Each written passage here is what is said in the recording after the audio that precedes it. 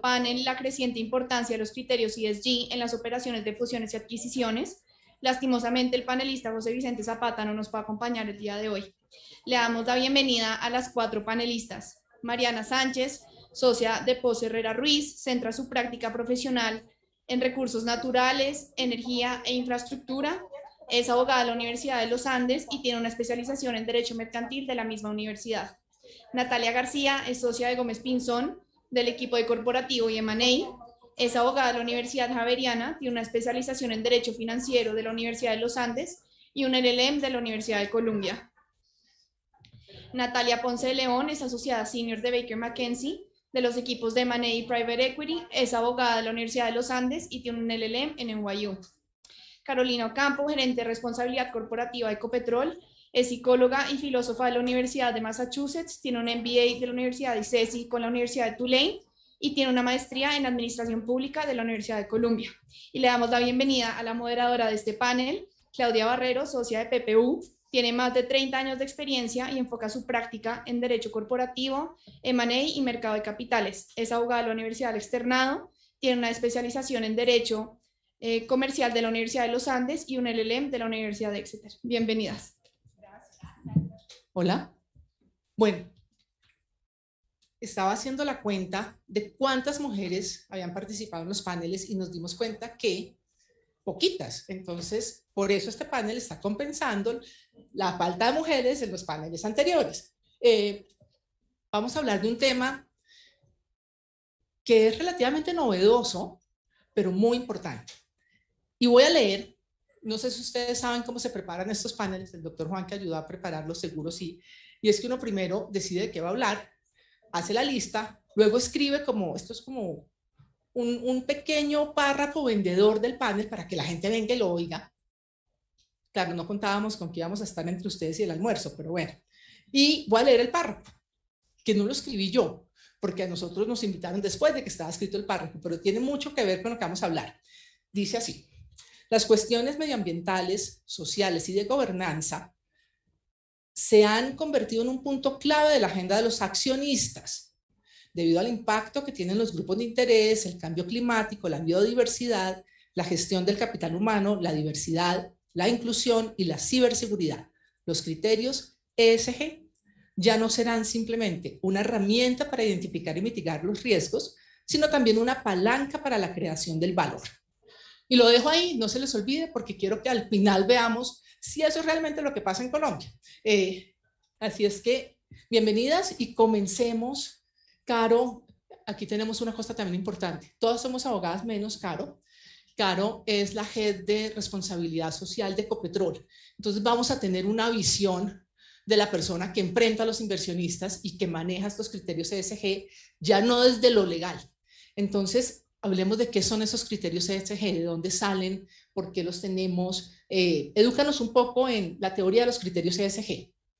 Gracias, Claudia, y gracias a todos por la invitación. Gracias. Me encanta estar acá, compartir un poquito de la experiencia que tenemos día a día, incorporando y gestionando los asuntos CSG y ASG en español, en Ecopetrol, pero además las señales que nos está mandando el mercado en términos de su incorporación y de las conversaciones que estamos teniendo. Cuando hablamos de los asuntos ASG, hablamos de esos aspectos sociales, ambientales y de gobernanza que se pueden ver de dos maneras. Lo primero es con una materialidad financiera, que es la materialidad a la que estamos acostumbrados, y es cómo esos asuntos pueden impactar la capacidad del negocio de generar valor. Y pensemos, por ejemplo, temas ambientales como un aumento de precipitaciones, si estamos hablando de operaciones agrícolas, cómo se pueden ver afectadas, por ejemplo, por sequías o precipitaciones. Esos son asuntos ambientales de la ASG que impactan la capacidad de una operación de generar valor. Ahora, lo que estamos viendo y que se nos está moviendo mucho en la conversación regulatoria en Europa sobre todo es doble materialidad, donde además los sistemas de reporte y que están empezando a regular la divulgación de información ASG al mercado, me están diciendo, no solo me diga cómo los riesgos y los asuntos sociales ambientales pueden afectar su operación y su capacidad de generar valor, sino también cómo usted está impactando la sociedad, el mercado, el medio ambiente, las comunidades, etcétera. ¿Cuál es su origen? Esto es algo de lo que se viene hablando hace mucho tiempo de diferentes maneras y que ha venido evolucionando. Entonces hablábamos de responsabilidad social, de sostenibilidad. Hoy estamos en un punto donde lo estamos llamando ESG. ¿De qué estamos hablando? Es básicamente, y hoy oía un podcast de S&P donde alguien decía, no estamos haciendo nada nuevo, estamos cambiando el thought process, estamos cambiando ese mindset, ese paradigma de otros aspectos que estamos considerando en las evaluaciones. Entonces, la buena noticia, al menos para quienes estamos metidos en estos temas desde hace mucho tiempo, es, y lo que es importante poner sobre la mesa hoy es, se está hablando mucho, está dinámico y se está complejizando y por eso es importante anticiparse en esa conversación. Voy a cerrar con unos ejemplos de lo que... Primero voy a enunciar como unos ejemplos de asuntos que están pasando y luego hablar brevemente de la regulación europea en Estados Unidos y en Colombia. Asuntos ambientales, emisiones de gases de efecto invernadero, lo preguntan en todas partes. ¿Cuáles son las emisiones? ¿Cómo las estamos midiendo? ¿Cómo se están mitigando? ¿Cómo se está adaptando las compañías? Temas como biodiversidad, capital natural, tierra, recursos hídricos, pero más allá de vertimientos, y es pensar en disponibilidad hídrica, por ejemplo, asuntos sociales, derechos humanos, talento humano. Hoy en día hablamos de talento humano y como que entendemos, las cosas están bien. La conversación está súper álgida porque hay una guerra de talento que está impactando los negocios. Temas de gobernanza, composición y perfiles de junta directiva, conocimiento sobre estos temas en juntas directivas, dónde se están tomando las decisiones, todo esto lo está evaluando el mercado y ahorita vamos a hablar un poco más a fondo. Ahora, brevemente, digamos que hay dos conversaciones grandes importantes pasando a nivel global. En Europa, la Comisión Europea está con varias discusiones y varias regulaciones. Viene la taxonomía verde, que lo que está buscando es regular el Green Deal europeo, que Europa quiere ser cero neto a 2050. Eso significa que están regulando lo que estamos poniendo, lo que estamos diciendo que es sostenible o no, pero además hay unas nuevas directivas sobre reporte y divulgación, la información que el mercado quiere leer. Hay unas directivas que se empiezan a cascadear a la cadena de suministro y aquí es donde más nos va a empezar a pegar a nosotros y donde más va a empezar a pegar a operaciones en Colombia. La directiva de Alemania que fue recientemente aprobada es una directiva de due diligence en cadena de suministro. Entonces, se empiezan a volver temas muy materiales para todas las industrias. Eso está pasando en Europa. En Estados Unidos, la SEC ya pasó su propuesta en marzo para que se empiecen a hacer divulgaciones basadas en TCFD, que es el Task Force for Climate Related Financial Disclosures. Está también buscando regular la forma como las compañías que están, los emisores, pasan la información al mercado. Y de ahí se derivó la circular 031 de la Superfinanciera en Colombia, que está esperando que en febrero del próximo año las compañías emisoras pongamos sobre la mesa el plan de acción para empezar a implementar estándares como SASB y TCFD para reportar información material en temas ambientales sobre todo, y que espera que haya ya divulgación al mercado a partir de 2024. Esto lo único que está permitiendo es que los inversionistas, los dueños de capital, digamos desde asset managers, asset owners, etcétera, estén teniendo información para tomar decisiones de inversión usando los asuntos ASG como criterio comparable entre industrias, entre empresas y entre jurisdicciones y geografías. Y ahí lo voy a ir dejando. Bueno, muchas gracias. No, lo que pasa es que como están en streaming. Muchas gracias, Caro. Mariana, esos criterios ESG, cuando a mí me hablan de criterios ESG, yo siempre pienso inmediatamente en temas ambientales. Y esto va mucho más allá de temas ambientales. Entonces, la pregunta es, ¿esos criterios los vemos solamente en el sector de recursos naturales y energía o se ven en otros sectores? Bueno, pues bajo la consideración que yo me he dedicado toda la vida al tema de recursos naturales y digamos con la introducción que Carolina ha hecho, claro que la respuesta es claro que no. Lo que pasa es que en recursos naturales y especialmente en materia, digamos, de industria extractiva, obviamente tenemos un foco muy importante para que la comunidad entienda cómo las industrias que se dedican al tema extractivo están compensando un tema evidente que es el impacto social y ambiental que sus actividades generan. Pero digamos aquí, y con toda esta nueva, no tendencia, sino realidad, que es la de ESG, es importante entender que una cosa muy diferente es el cumplimiento lógico de una norma que en materia extractiva tiene unas connotaciones muy profundas en términos sociales y ambientales y además muy regulada, y otra que es diferente y que va mucho más allá, y es el establecimiento de políticas ESG o ASG. Entonces, digamos, obviamente la industria extractiva va a tener que no solo cumplir norma, sino incorporar temas para que sea viable en el tiempo, bancable en el tiempo, interesante en el tiempo, pero adicionalmente, como comentábamos con Carolina, no solo la extractiva, sino cualquier otra industria, tiene que cambiar el paradigma muy prontamente. Yo creo que ese es el reto, porque lo bonito de la ASG, cuando uno lo empieza a estudiar y entender, es que no tiene tamaño, ni tampoco tiene industria. Uno puede encontrar pymes o startups con unas directrices y una gobernanza con temas muy claros de ESG, que además son importantes porque verdaderamente corresponden a la actividad que van a desarrollar y al impacto que están teniendo en la sociedad. Entonces, al final del día, los accionistas y los administradores están cambiando su mentalidad, independientemente de cuán lentos estamos en la regulación, porque es una regulación que todavía en Colombia y en Latinoamérica pues no tiene el impacto que en los países desarrollados. Ya el ADN está impregnado, y creo que es responsabilidad, y lo hablaremos un poquito más adelante, de todos los asesores, no solo únicamente los abogados, de tener este entendimiento muy claro para poder verdaderamente aportar. Y una cosa muy importante que también conversábamos anteriormente es tener verdaderamente políticas viables y tener políticas que verdaderamente marquen impacto. En ese orden de ideas, hay que saber que una política mal hecha o una política hecha por los fines imprecisos, que no son solo el tener más rendimiento o el tener una imagen adecuada en términos sociales, ambientales y de gobernanza, puede ser más perjudicial que no tenerla. Entonces yo creo que la respuesta es no. La respuesta es, no tiene nada que ver en mi sentir con la industria, si es extractivo o no, es un tema transversal de todas las industrias, pero que obviamente en el tema extractivo tiene una connotación muy importante, porque la responsabilidad de la industria extractiva, digamos, en el tema ambiental y social, pues tiene un impacto mucho más importante, y que debe generar compensaciones mucho más direccionadas a temas, pues obviamente, de descarbonización y de impacto social.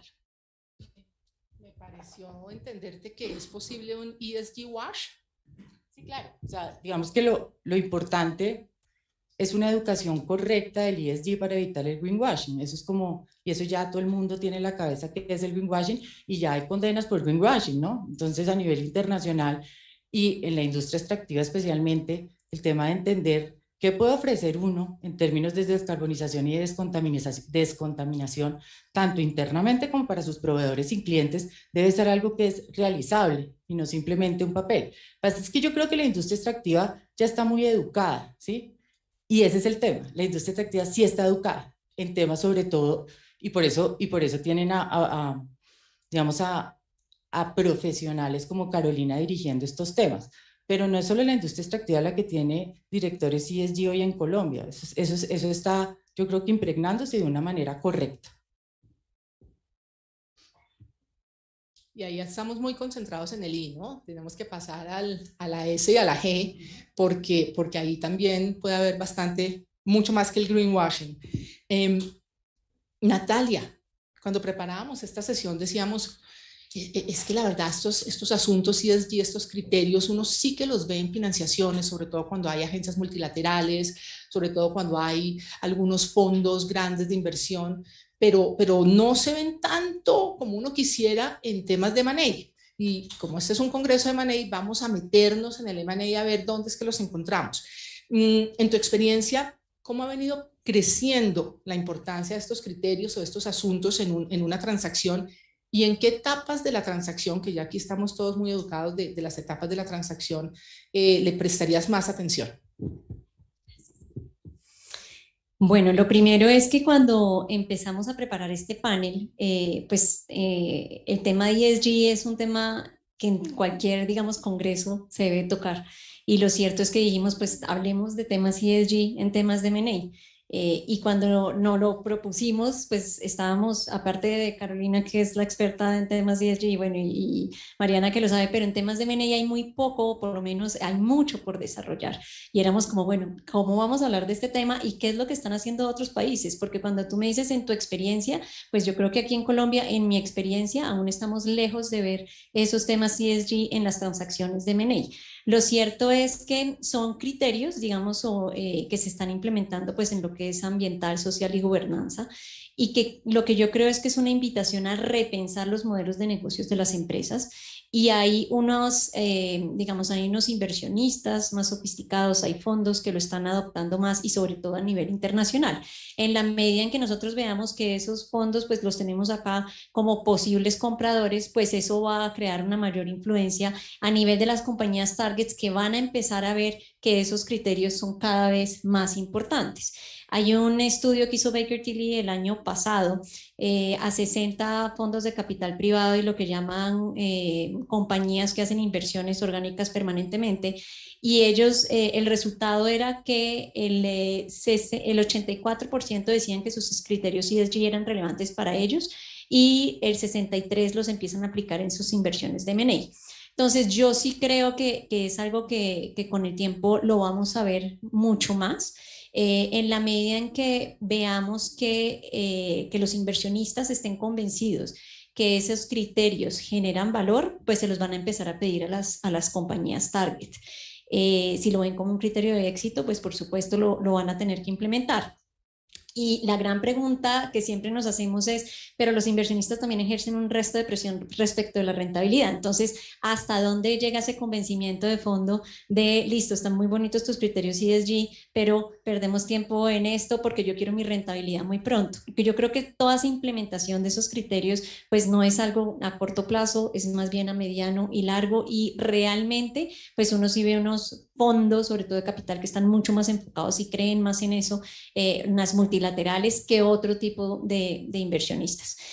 Creo que todo va a depender de qué tan obligatorio se vuelve el tema. En Europa y en Estados Unidos, como lo estaba diciendo Carolina, pues cada vez hay más directivas y regulaciones en donde le están pidiendo a las compañías grandes y listadas mayores reportes de información en temas de cambio climático. O sea, es mucho más variado, porque entonces ya es en temas de condiciones de trabajo, en temas de pues los típicos temas ambientales, pero estamos llegando a temas de gender gap payment, en temas de diversidad e inclusión, en fin, derechos humanos. Entonces, esos reportes, en la medida en que sean voluntarios, pues quizás en el due diligence y en los documentos de la transacción no van a ser tan vinculantes, pero en la medida en que se vuelvan obligatorios e impliquen unas sanciones, pues cada vez de pronto sí le van a doler más a un inversionista que su compañía target no cumpla con ellos. Lo cierto es que las compañías cada vez y los compradores quieren comprar compañías menos tóxicas, como lo podríamos llamar. ¿Por qué? Por varios factores. Yo creo que hay uno muy importante a nivel reputacional. Entonces ese due diligence se vuelve importante.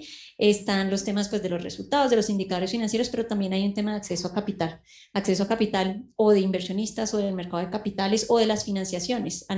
Yo sí vi, digamos, hace unos 2 años, en un crédito externo que era para una adquisición de una compañía, que había ciertas cláusulas en donde estaban mirando ya estos criterios ESG como parte de la acquisition finance, porque si no, digamos que el rating para esa entidad, estar financiando una compañía que tenía bajos índices en cumplimiento de ESG, pues no le daba el mismo acceso al crédito. Entonces, eso me parece que es relevante. En temas de due diligence, creo que muchos años empezamos a ver como de forma inicial temas ambientales, temas de cumplimiento. Entonces uno en ambientales empezaba a hablar del tratamiento de desechos tóxicos o peligrosos, en temas de laborales, la remuneración. Eran temas que antes uno no veía, que la remuneración estuviera adecuada. En temas anticorrupción, esos fueron como los principios de lo que uno podría llamar con cierto interés por estos temas que hoy en día estamos viendo un due diligence, o por lo menos en otros países se está viendo, porque como digo, acá todavía no lo estamos viendo, en donde hay temas legales y no legales. Entonces, en temas legales, ¿qué se está viendo? Pues que en temas laborales, por ejemplo, ya se están revisando mucho más temas de acoso sexual, de acoso laboral, o sea, esa sensibilidad de cómo es el clima de trabajo, por derechos humanos, por contratación de menores, que pues siempre ha sido un tema, pero hay muchas preguntas más específicas en eso, en la famosa cadena de suministro, que es un tema crítico, por ejemplo, tener en cuenta las obligaciones contractuales. Hay proveedores o clientes que empiezan a poner cláusulas de si se están cumpliendo con ESG standards.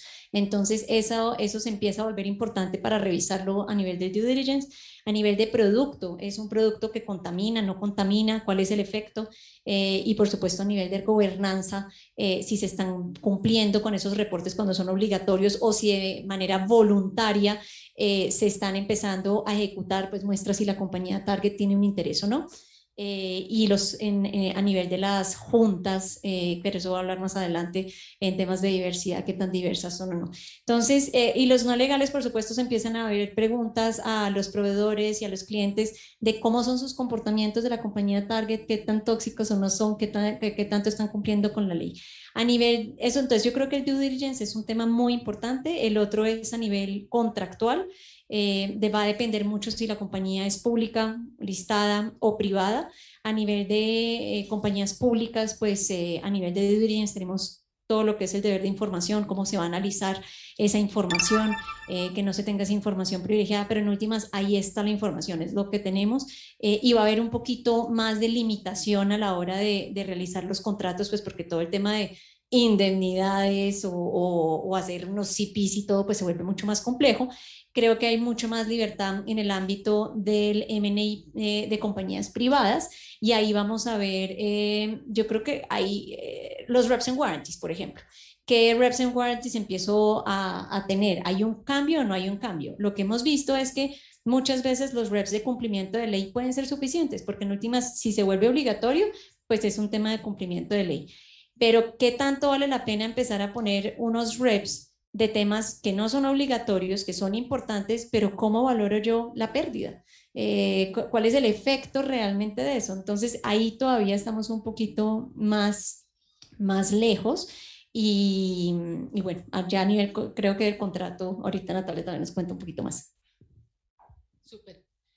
Solo me quedé pensando cuando decías que lo tienen en cuenta los compradores, y también para hacer un poquito aquí la voz disruptiva, la verdad es que para todo hay mercado, incluso para negocios sucios, como se llaman, hay mercado, así como hay mercado para los negocios que están en quiebra, para los negocios que no cumplen, también hay mercado, se paga distinto, se valora distinto, y el que entra con unas obligaciones diferentes, pero no entra exigiendo que se cumpla, entra sabiendo que se incumple. Lo cual es bien importante. Antes de pasar a Natalia, que nos va a hablar del contrato, y eso es bien importante porque cuando tú decías todo lo que hay que hacer, yo decía, bueno, pero aquí estamos con la gente del semillero, pero eso ¿cómo se refleja en un contrato? ¿Qué cláusulas tengo que escribir?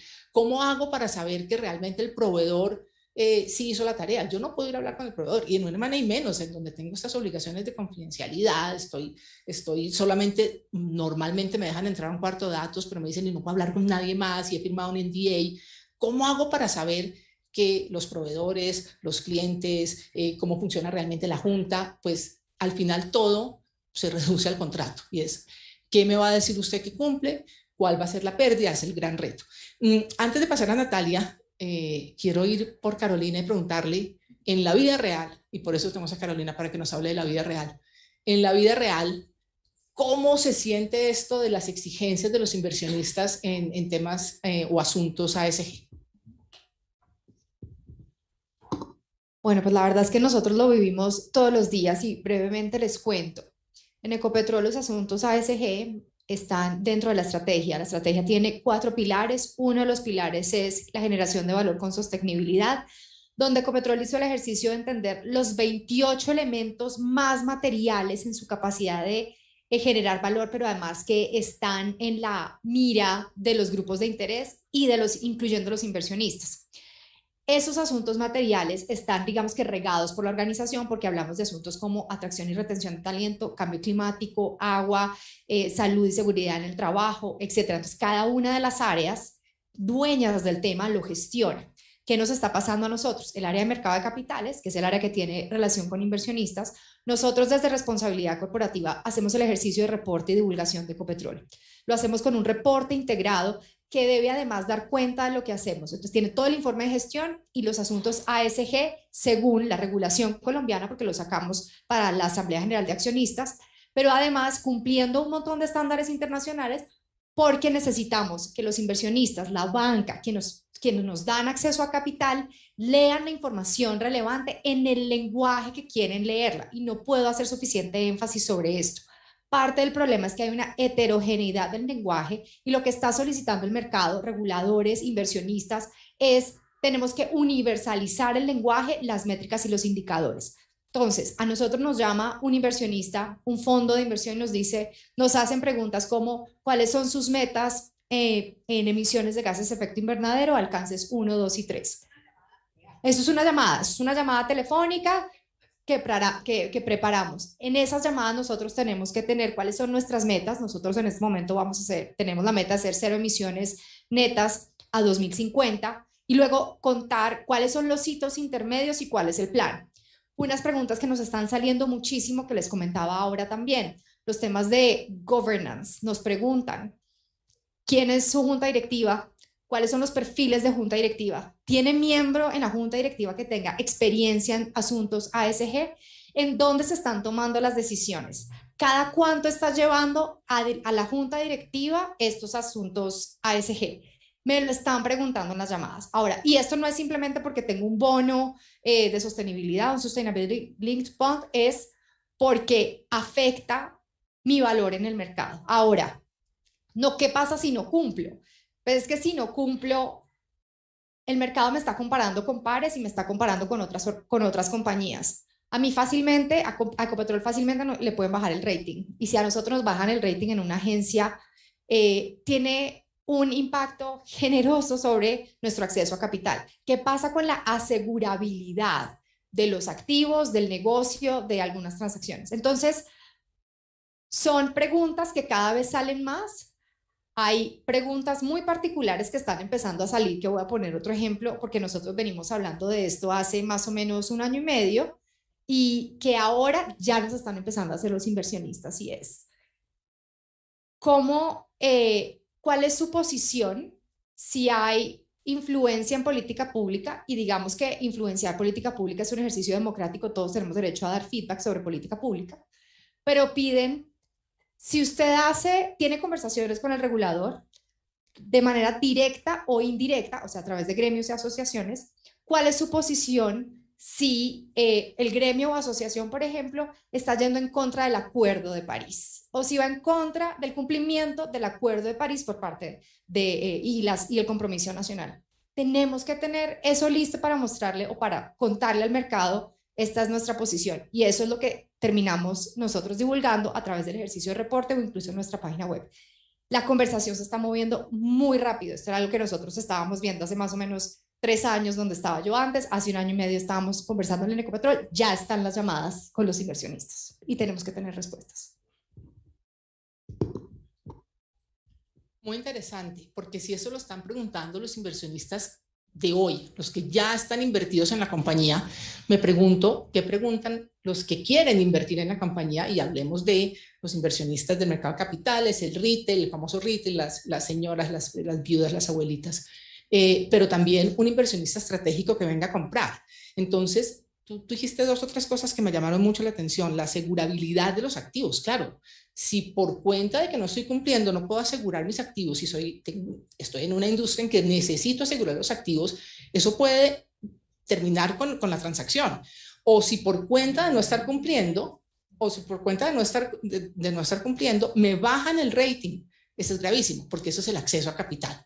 Entonces, si fueras si estuvieras asesorando a aquí hablamos del lado vendedor, ¿no? Nati nos habló del due diligence y los reps y warranties y seguramente los va a luchar en esa negociación y va a ser una pesadilla, pero no importa, uno lidia con la negociación, pero del lado comprador, teniendo en cuenta que estos son los riesgos, la otra Natalia, ¿qué pedirías tú en ese contrato? ¿Cómo lo negociarías? Acá tenemos dos muy transaccionales abogadas, que son las dos Natalias, entonces quiero que hagan ahí como una especie de negociación de qué pedirían y qué darían.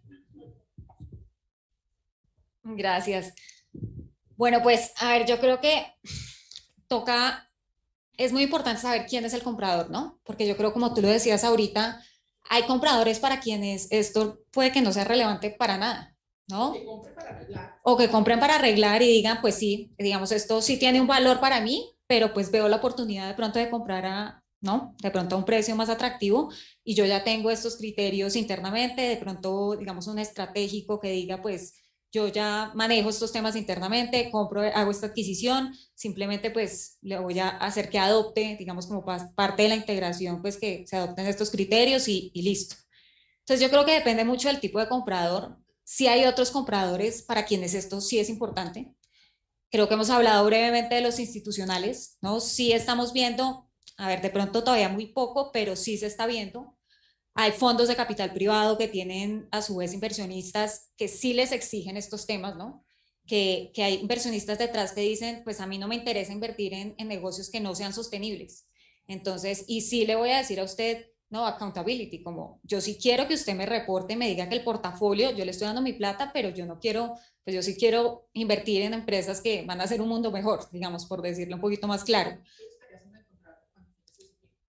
Pues yo arrancaría, pues primero desde la vía de diligencia, ¿no? Yo creo que desde antes del contrato, si yo tengo un comprador que sí le interesan estos temas, la vía de diligencia sí debería cambiar un poco.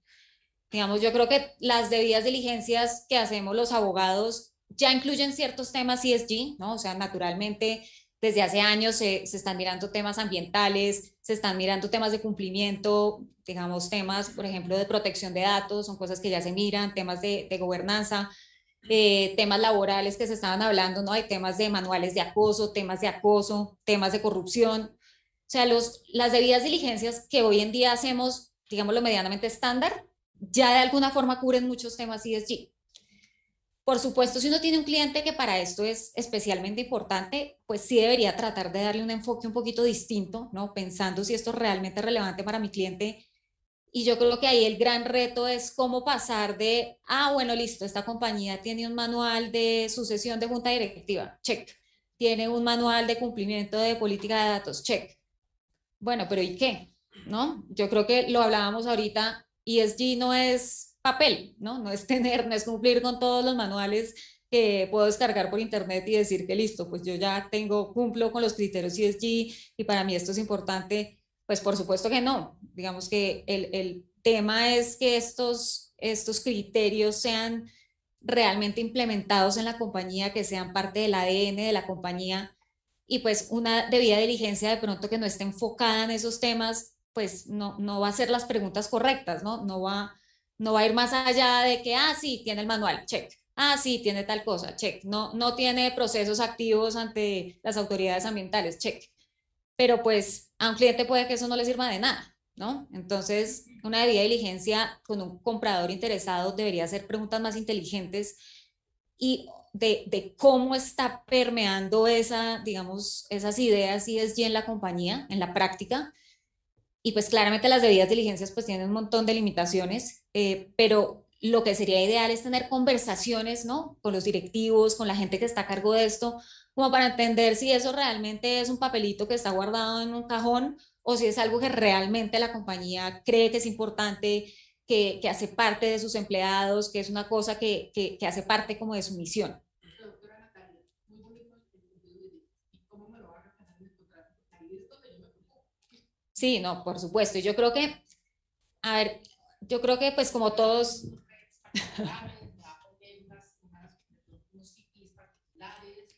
Pues como todos sabemos, un contrato de compraventa es un mecanismo de asignación de riesgos, ¿no? Y esto, pues es un riesgo más, ¿no? ¿Quién va a asumir los riesgos ESG? Yo también. Entonces, pues digamos que como cualquier cosa que uno encuentre en una debida diligencia o que le parezca importante, digamos, pues el papel está para que uno sea creativo, ¿no? Yo creo que hay muchísimas formas de reflejar los temas ESG en un SPA. Por supuesto, pues las representaciones y garantías es lo que uno primero piensa.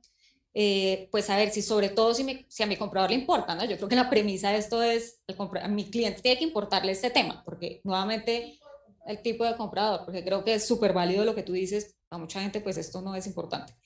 Pero si para mi cliente es importante, pues a ver, parecido a la debida diligencia, yo creo que ya un contrato de compraventa medianamente estándar incluye muchas cosas ESG, por decirlo así. Pues los reps ambientales, los laborales, de cumplimiento de leyes, como que hay varias cosas que se capturan de alguna forma, pero nuevamente si para el cliente de uno esto es importante, pues yo sí creo que uno tiene que ir más allá y pensar, obviamente pues las representaciones tienen sus limitaciones, ¿no? Pero sí tratar de que ajustar un poquito las cláusulas para que vayan un poquito más allá de que es que no tiene procesos al día, sino que pues que tienen unas políticas, tratar de decir que se cumplen en la práctica, como que tratar de ir un poco más allá como del tema puramente formal. No digo que sea fácil, porque pues entra uno como en el tema más blanco y negro, pero uno yo sí creo que puede hacer algunos tweaks en las cláusulas para tratar de cubrir un poquito más allá de lo puramente legal y lo puramente documental.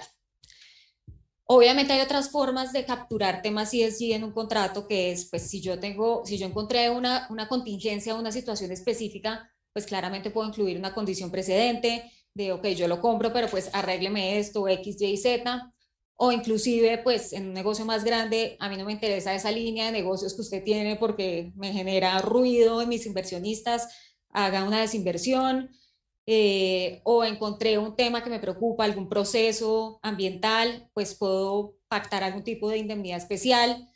Si ya tengo algo como identificado, pues yo creo que hay formas de o volverlo algo que me arregle antes del cierre o volver de alguna forma una indemnidad especial o alguna forma en que pues usted me indemnice por ese tema que se descubrió. Ahí se me estaba ocurriendo una locura, no es una locura, pero ¿qué pasa si yo digo, mire, si dentro de los 3 años que después del cierre me bajan la calificación por cuenta de un incumplimiento anterior al cierre en temas ESG, y yo pierdo la oportunidad o pierdo el acceso a capital? Ahí es fácil calcular la pérdida, me indemniza. Esta sería una típica mezcla de temas ESG en un SPA. Lo peor es que le estoy dando ideas. Sí, pues duro, pues empezar a negociar que es pérdida, ¿no? Yo creo que ahí sería como la la pérdida es el acceso a capital. Yo iba a pedir un crédito de 100 millones, no me lo dieron. No, claro, ese crédito con un buen rating tenía una tasa de tanto. Ahora con este rating, pues primero no lo consigo a esa tasa, lo consigo a una tasa mucho más alta, si es que lo consigo. Aquí los abogados que están sentados todos me calculan la pérdida. No, pues por supuesto, y ahí entra, pues, ¿quién asume ese riesgo? ¿A Claro. quién le asignamos ese riesgo? Lo bonito de la negociación. Como nos quedan 10 minutos y yo dejaría de llamarme Claudia si no hago esta pregunta, quiero pasar a... Simplemente, perdón, solo para finalizar, yo quería decir que yo creo que, a ver, en los contratos hay un tema que hace años parecía impensable, que era el tema del COVID, ¿no? Hoy en día el COVID hace parte de todos nuestros contratos. Está en la cláusula de efecto material adverso, en las representaciones, en algunos covenants, como que algo que era como impensable hace 3 años, ahora es algo usual. Y está sobre todo para decir que no es un efecto material adverso. Exacto, pero para lo que sea. Pero hoy todos los SPAs dicen COVID en alguna parte para bien o para mal. Y a mí no se me haría raro que estos temas ESG en el corto plazo empiecen a aparecer un poquito más en los contratos. Yo no sé, inclusive en la cláusula de efecto material adverso, no lo sé. Porque pues es que un tema de incumplimiento, un escándalo, algo reputacional, tema de derechos humanos, un tema ambiental, un tema de corrupción, todo esto es parte de ESG, pues eso es suficiente para que un negocio se acabe. El problema es que lo firme y que pase después, porque una vez firmado y una vez más, el problema es que lo cierre y que esto aparezca después, ¿no? Quería agregar una cosa a lo que estás diciendo, y yo creo que nosotros tenemos una responsabilidad en las firmas y es estudiar este tema de una manera profunda, porque lo que nos está pasando ahora, y no sé si les pasa a los abogados de firma que están acá, es que los clientes nos están educando. Y el objetivo del cliente termina educándonos y termina haciéndonos entender por qué el ESG no es una tendencia, es una realidad que tiene que ser plasmada o que va a terminar siendo plasmada en los contratos y sobre todo para ciertos negocios. Entonces yo creo que desde la debida diligencia es responsabilidad de los abogados entender, claro, quién es el cliente, claro, cuáles son sus objetivos. Eventualmente le llega un fondo a uno noruego que tiene unos derroteros clarísimos que le enseñan, pero eventualmente no. Pero no podemos desconocer que esto se viene y obviamente con unos impactos mayores en ciertos negocios que otros, pero creo que tenemos que empezar a responsabilizarnos por educar al cliente, porque no siempre vamos a tener clientes sofisticados y muchas veces vamos a tener clientes, sí, en busca de assets incluso tóxicos, pero hay que ir advirtiendo. Entonces yo creo que es clave para la gente que va a dedicarse a este tema. Yo no soy M&A, yo soy regulatoria, yo siempre estoy al lado, pero obviamente el entendimiento del impacto no solo debe venir del cliente, sino también debe venir de nosotros. Y hablábamos con Caro de la necesidad de visualizar y de internacionalizarnos rápidamente, porque esto se viene rápidamente.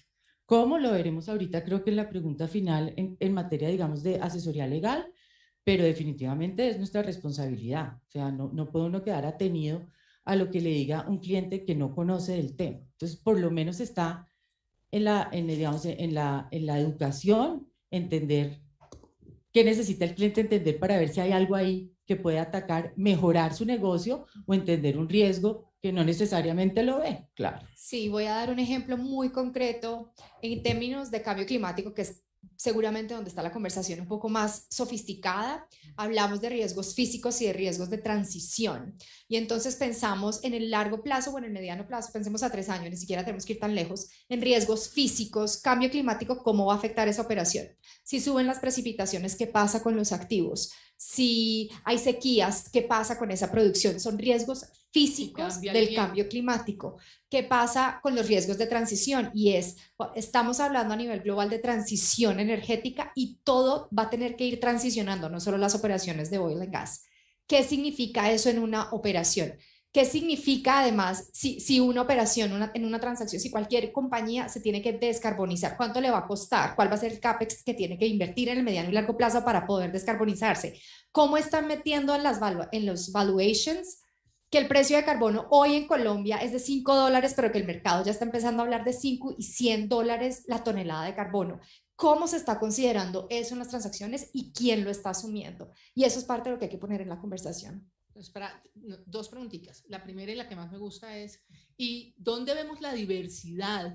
Entonces, aquí no la estamos viendo, lo aclaro, pero ya dijimos que esto es por compensar. ¿Dónde vemos la diversidad en los criterios ESG? Aquí. Bueno, de manera muy rápida, porque se nos está acabando el tiempo, pero este es un punto que a Claudia y a mí nos apasiona en particular, pero el tema de la diversidad lo vemos en el tema de la gobernanza. Los inversionistas, digamos, está comprobado que a nivel de las juntas directivas y los órganos, digamos, de alto nivel, en la medida en que haya mayor presencia de mujeres, pues se van a poder tomar mejores decisiones y que digamos, las juntas directivas y cuando puede haber esos órganos corporativos de alto nivel más diversos, por lo menos con un 30% de mujeres, pues tienen mejores resultados. Eso hay inversionistas que lo están pidiendo, hay otros que no. Yo creo que estamos todavía lejos de que se vuelva mandatorio. Afortunadamente, y lo digo afortunadamente, la realidad ha hecho que hay países que lo impongan como una norma. Eso lo tenemos en Francia, en donde el 30% de los órganos corporativos deben ser compuestos por mujeres. En Alemania, no recuerdo si es el 30 o es un poquito más, pero eso ha hecho que ojalá sea algo transicional y temporal, pero pues en la medida en que los resultados mostraban que en los últimos años, no los últimos años, 20, 25, 30 años atrás, seguían siendo las decisiones tomadas mayoritariamente por hombres, y estos estudios han mostrado que en estos órganos corporativos más diversos puede haber unos mejores resultados. Pues en la medida en que se vuelva obligatorio vamos a tener esa mayor presencia de mujeres, y eso lo vemos en el G y quisiéramos verlo aún más, así sea de manera voluntaria, para poder dar estos mayores rendimientos. Y por último, como aquí somos abogados y estamos todas las firmas, ¿cómo da una firma una asesoría importante en temas ESG? ¿Tenemos que tener una práctica ESG? ¿Es una práctica transversal? ¿Cómo se lo imaginan? Y aquí las de firma, las abogadas de firma nos cuentan cómo se lo imaginan, pero Caro nos dice, oiga, por ahí no es. No, y lo conversamos, esto ya está conversado, es como si, pero en realidad no lo vemos como como un área especial, y obviamente no tiene ningún sentido hablar de un área ESG con todo lo que hemos conversado, teniendo en cuenta que ESG es muchas cosas. Entonces yo creo que, y esa sí es personal mía, que todos los abogados de firma deberían entender qué es hoy en día el ESG, y con base en eso, yo sí pensaría como en un grupo élite ESG de cada uno de las áreas que entienda muy bien el impacto de su área en una asesoría integral, y obviamente el grupo se conformará dependiendo de los intereses del cliente. No, y obviamente eso debería tener un líder y todo lo que sea, pero creo que es transversal y creo que incluye todas las áreas de la firma para que la necesidad del cliente pueda ser suplida con expertos en las áreas, pero específicamente metidos en temas ESG.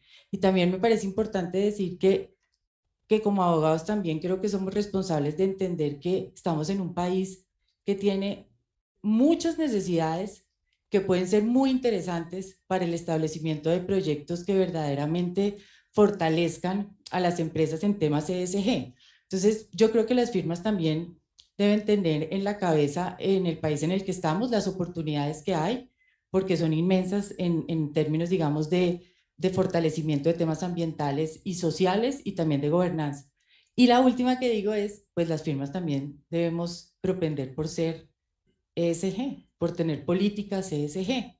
Y qué más forma de aprender el tema si nosotros mismos nos implementamos y tenemos también derroteros clarísimos impregnados en nuestras políticas y en nuestra gobernanza que nos permitan dar ejemplo, entre otras porque ya no lo están pidiendo. Ya nos ha pasado, pero no por eso, sino porque esa es la realidad. Bueno, Mariana lo ha dicho, nosotros pues también lo conversamos antes de entrar a este panel y creemos que es una práctica transversal que afecta de alguna forma o que toca todas las prácticas. Entonces pensar en un grupo aislado como ESG, yo lo asimilaba un poco a los temas de compliance, o sea, uno puede tener unos especialistas en temas de compliance, pero en últimas hay compliance a nivel de todas las áreas. Lo mismo nos está pasando con los temas ESG. Entonces no es que no existan, no es que no le debemos dar la importancia, por supuesto que sí, cada vez más, pero y debemos cada uno de los grupos estar preparados para que ese enfoque se dé, por lo menos desde el punto de vista de M&A, tanto a nivel de los debidas diligencia como a nivel de los contratos, como a nivel de la verificación de las declaraciones y garantías, pero no debería ser para nada un grupo aislado, sino que cada uno de los grupos, en la medida de lo posible, lo incorpore, sepa que es una necesidad de muchos de nuestros inversionistas, por ejemplo, en los due diligence request lists, que son las solicitudes de información, empezar a preguntarle a un inversionista, esto es algo que para usted y sus inversionistas es importante o no, para saber qué preguntas hacer, porque de pronto los modelos tradicionales que teníamos pues no van a servir. Entonces, ahí es donde creo que nos tenemos que empezar a hacer las preguntas y se va a ir madurando con el tiempo. Tal vez yo muy corto, muy en la línea de lo que ustedes dicen. Y digamos, nosotros en la firma pensamos mucho, yo lo veo como, nosotros pensamos a veces en un equipo transaccional que, digamos, tiene abogados, pues no solo los de M&A, ¿no? Tiene abogados de litigios de todas las áreas, y yo creo que esto es parecido, ¿no? Es como darle un enfoque a ciertos abogados que están siempre involucrados en este tipo de procesos y que, pues, que estos criterios los permean de alguna forma. O sea, yo creo que no es, como lo hemos dicho, como una práctica que se tenga que especializar en esto, sino es algo que ya existe. Ahí es como que darle un enfoque, ahí es como que entender que esto es, no hay que verlo como un tema aislado, y que ahí es como que hacer una educación interna en las firmas para que la gente entienda si hace parte de un equipo transaccional, hace parte de un equipo que tiene que ver las cosas en un contexto. Y yo creo que es parte, digamos, de lo que hay que hacer en las firmas es educar, ¿no? Como educar a la gente que no puede ver los temas aislados, ¿no? Que la persona que ve los temas ambientales no se puede solo mirar y que esté cumpliendo y que no sé qué, el tema, la persona que está en laboral está viendo como su tema muy aislado. Yo creo que es un poco de agrupar muchas áreas de la firma y hacerlos entender que este es un tema que hay que verlo como con una visión más amplia, y por supuesto que se van a ver muchas más cosas si la gente lo está mirando como en este sentido. Pues yo, perdón, voy a dar como 3 mensajes y luego un poco esto cómo se ve en una estructura o cómo lo vemos en una estructura. El primero es que los asuntos ESG no son de compliance, es de anticiparse. Esta conversación no es del cumplimiento, es de qué me va a impactar el negocio en 3 y 5 años. Y para eso yo tengo que estar sintonizado con una conversación que se está moviendo mucho a nivel global. Entonces, lo primero es un cambio en el paradigma en yo no estoy mirando que estoy cumpliendo hoy, es qué me va a afectar este negocio en el mediano plazo. El segundo es la conversación regulatoria y de reporte y divulgación que está pasando a nivel global. Es importante entenderla porque me está diciendo mucho de a qué me toca anticipar, dónde es que está la conversación, qué me están exigiendo. Y luego el tercer punto es los inversionistas y que están contribuyendo mucho a esa conversación regulatoria y de reporte y divulgación, porque resulta que no importa en qué sector esté la compañía, no importa en qué lugar se encuentre la compañía, siempre los asuntos ASG están impactando y los impacta la operación. El inversionista hoy necesita tener datos que le permitan comparar y por eso hay un tema de indicadores, de data, de métrica cualitativa y cuantitativa que tenemos que entender mejor para darle herramientas a los inversionistas para poder tomar una decisión. Entonces, anticiparse, seguir la conversación regulatoria y de reporte y divulgación y entender qué es lo que están buscando los inversionistas. Ahora, ¿eso cómo se ve en la práctica, por ejemplo, en una compañía como Ecopetrol? Ecopetrol lo tiene en el ADN porque lo tiene desde la estrategia. Entonces, nosotros en responsabilidad corporativa seguimos mucho de esta conversación hacia dónde los lleva, pero día a día esto hay que gestionarlo en todas las áreas de la operación y está metido en todo el negocio porque todos los días hay que gestionarlo. ¿Cómo lo veo? Lo ve uno es, ok, ¿quién está diciéndome hoy qué tengo que hacer hoy? Porque es que además hay que hacer unas inversiones inmensas. ¿Qué tengo que hacer hoy para poder anticiparme a lo que me va a impactar en el mediano plazo? ¿Y quién está gestionándolo, entendiendo desde la operativa y desde lo técnico todos los asuntos ASG que hay que gestionar?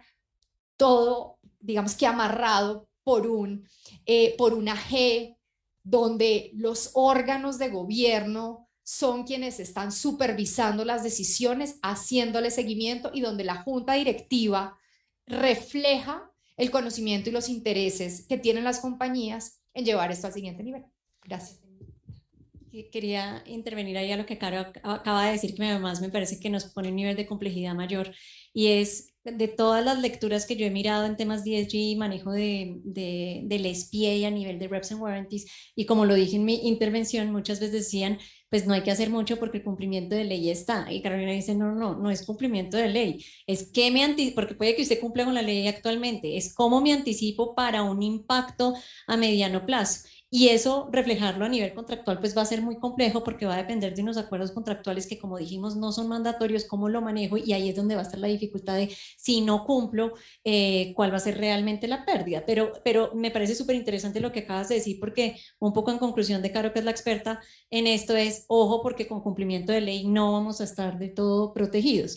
Y a nivel de las herramientas, digamos, aterrizándolo al M&A, yo creo que las herramientas que nosotros tenemos para que luego de un due diligence determinemos las contingencias que hay a nivel de ESG, pues no hay nada diferente a lo que ya tenemos. Y es decir, esta contingencia es curable, no es curable. Si llega a ser curable, ¿cuánto me cuesta curarla en el mediano plazo? Pues eso va a tener un impacto en el precio, pero lo pongo como condición para el cierre, lo pongo como una obligación posterior, cuáles son los efectos de eso, pero las herramientas, digamos, contractuales son las mismas. No es curable, entonces afecta el precio y me meto en eso, puedo por mis inversionistas que tengo detrás, o simplemente no hago la transacción. Entonces ahí, digamos, no vamos a encontrar muchas cosas novedosas, es más bien entender las contingencias, saber que es algo en un campo en donde los inversionistas pueden tener un interés, tratar de aterrizarlo y entenderlo, pero lo que tú acabas de decir me parece súper importante, y es que no se debe limitar a si cumple o no con la ley o con una disposición contractual. Muy, muy importante. Yo lo que estoy extrañando, porque todo lo que hemos hablado me muestra el ESG como una carga, y lo que estoy extrañando es cuando me genera valor, cuando un inversionista en el mercado dice, esa compañía le para muchas bolas al tema, a los asuntos ASG, voy a darle un premium porque le para muchas bolas al tema ASG. Lo que estoy viendo es que me quitan, ¿no? Uy, se lo está cumpliendo aquí, no está cumpliendo allá, yo voy a impactar el precio, pero no estoy viendo la generación de valor aún. Seguramente allá vamos a llegar. Pero bueno, el panel este tema es bien interesante. Muchas gracias a los panelistas. Creo que me quedo con una conclusión y este es el nuevo paradigma, no solamente corporativo, sino transaccional. Y tenemos una obligación los abogados, los de firma, los del semillero, los estudiantes, los más grandes y los más chiquitos, tenemos que aprender de esto. Porque esta conversación se va a dar todos los días y cada vez más, y en 5 años va a ser la conversación necesaria en todas las transacciones. Luego, tenemos el deber de aprender mucho de esto para que el siguiente congreso sea solo de ESG. Muchas gracias. Al almuerzo.